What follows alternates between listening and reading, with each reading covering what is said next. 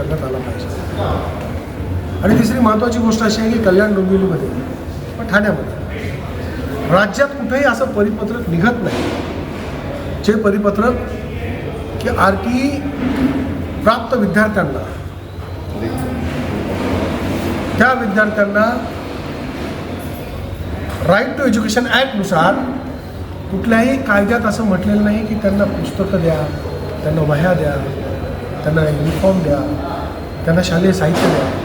पण तरी देखील मोहम्मद तुगलकासारखे 10-20 पालक जर कोणी जाऊन बसले की शिक्षण अधिकारी लगेच फरमान काढतो आणि सांगतो वह्या द्या, पुस्तक द्या, युनिफॉर्म द्या.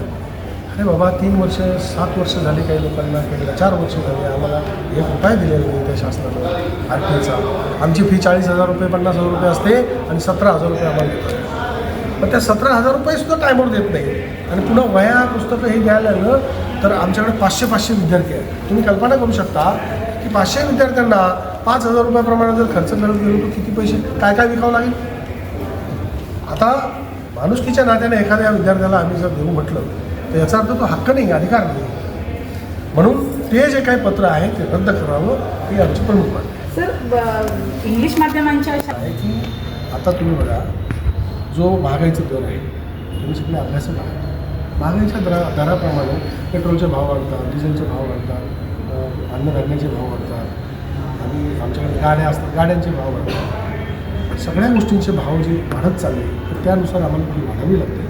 परंतु शासन आज 1 लाख रुपयाच्या वरती फी घेतो आहे एका विद्यार्थ्याची जिल्हा परिषद शाळेमध्ये महानगरपालिकेची. आणि आम्ही घेतो आहे 50-60 हजाराच्या खालीच आहे.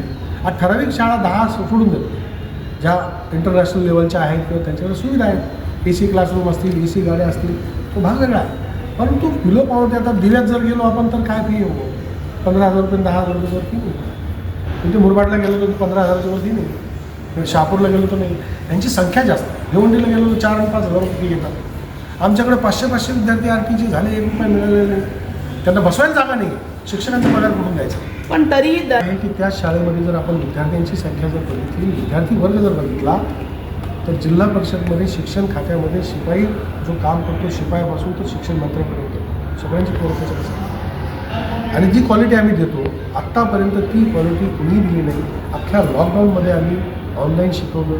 जे टेक्निकली आमच्याकडे डिजिटल बोर्ड आहेत, आमच्याकडे जे म्हणजे या विज्ञानाच्या युगामध्ये ज्या ज्या पद्धतीने आम्ही शिकवलं पाहिजे त्या पद्धतीने आम्ही म्हणून प्रायव्हेट शाळांकडे ओढा आहे. आजच सकाळी बातमी होती पूर्ण देशामध्ये 92,000 शाळा गव्हर्नमेंट स्कूल्स बंद झाल्या यावर्षी.